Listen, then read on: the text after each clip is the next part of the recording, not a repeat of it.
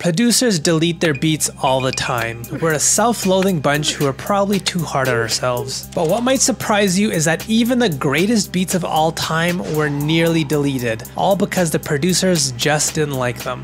So today let's talk about some of the most incredible beats that were nearly deleted, what saved these beats, and we'll also break down how these beats were made. The first beat on this list is one of my favorites from the 2010s. It's a song with 500 million streams, but that could have been a big fat zero if the producers got their way. The song I'm talking about is Collard Greens. Luxury, chitty ching ching, could buy anything, cop that. This song was produced by Gwen Bunn and THC, and it was Gwen who saved this beat from deletion. So the story goes that Axel Foley, member of THC, started this beat by coming up with this unusual drum pattern.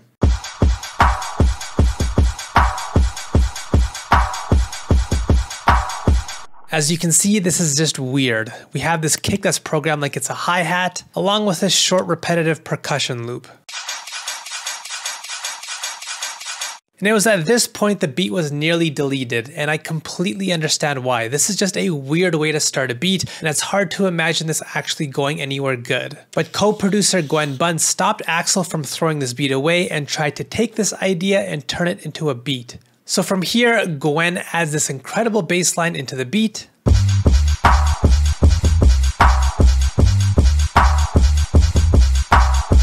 This introduces a lot more musicality into the beat. Then Gwen takes this loop and creates an alternate version. And the reason why is because something as short as this percussion loop here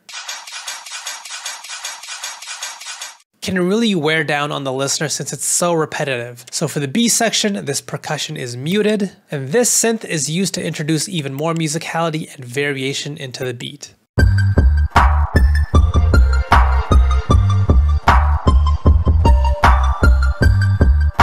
So we go from this more constant driving idea from the first loop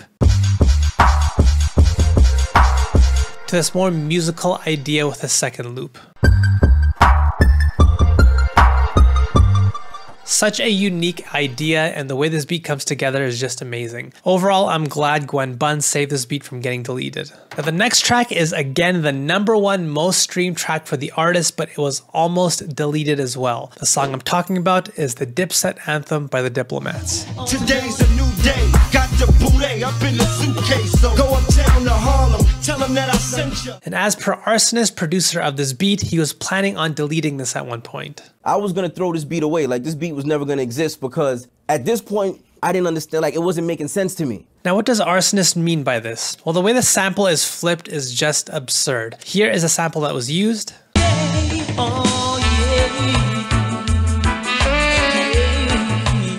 And the entirety of this beat was built using the first 7 or so seconds from the sample.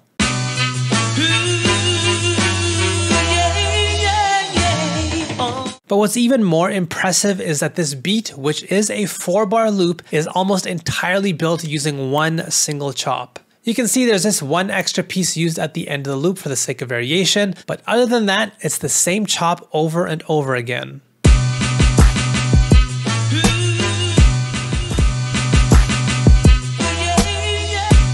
So you can understand why an idea like this could lead someone to the brink of deletion. For instance, if this sample was used a different way, we've easily made something that's extremely delete worthy.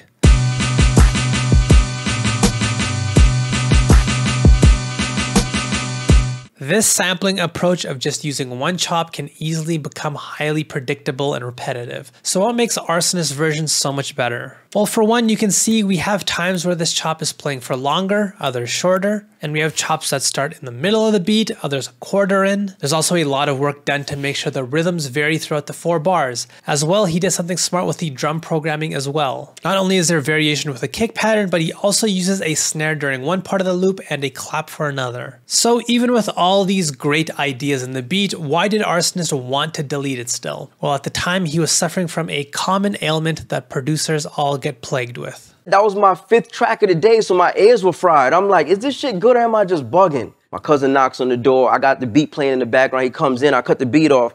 He was like, yo, what the fuck is that, nigga? That's just crazy. So you like this shit, nigga? I was about to throw this shit out. You said, yo, nigga, you are bugging, nigga. That shit right there. Now the next example kinda doesn't belong on this list because it actually did get deleted, but luckily it was resurrected and rebuilt. The beat I'm talking about is A$AP Rocky's Multiply. Back in the building, so crack in the living room, niggas toe tag, so gats for a living, do rag. Now, as per Curtis Heron, producer of this beat, by the time he found out A$AP Rocky used it, he'd actually deleted it. So he had to recreate this beat from scratch, and we can do the same. This is the sample that was used to make the beat.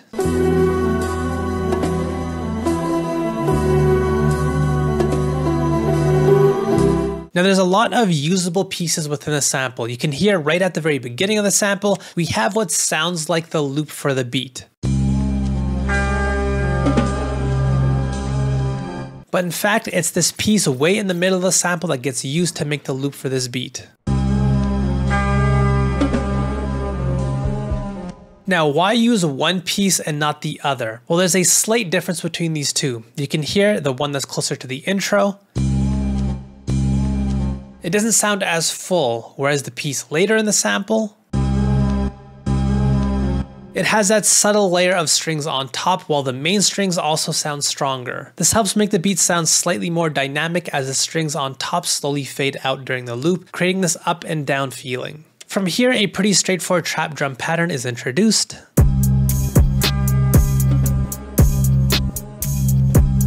But you can hear this beat still kinda sounds empty. What makes this beat stand out in my opinion is this unusual percussion sound that has delay on it.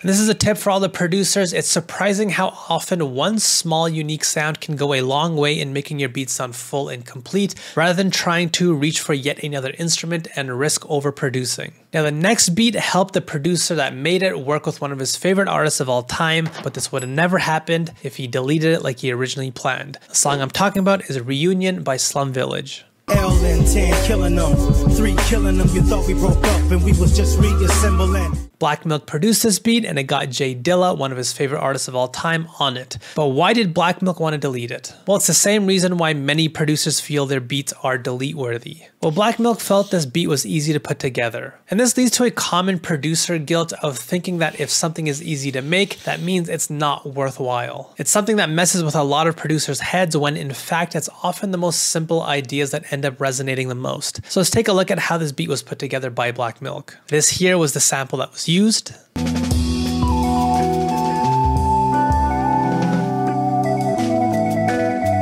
And in this footage of Black Milk playing the sample sped up, you can actually hear the loop from the beat essentially.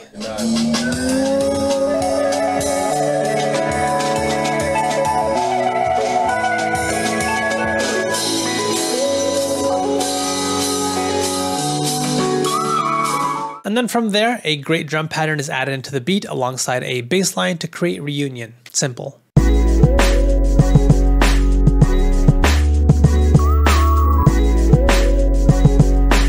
Now there is one more famous example of an amazing beat that almost got deleted. In fact, this beat is often considered one, if not the best beat of all time. What I'm talking about is Shook Ones, but I actually already did a video on that along with the other ideas found on Mobb Deep's album, The Infamous. And that video should be showing up next to me. But let me know which of these beats you feel would have been the biggest tragedy to lose. Like and subscribe if you enjoyed this video and check out that video next to me. Why not watch it? Forget your actual responsibilities. Watching my videos is far more important. So go ahead, click it.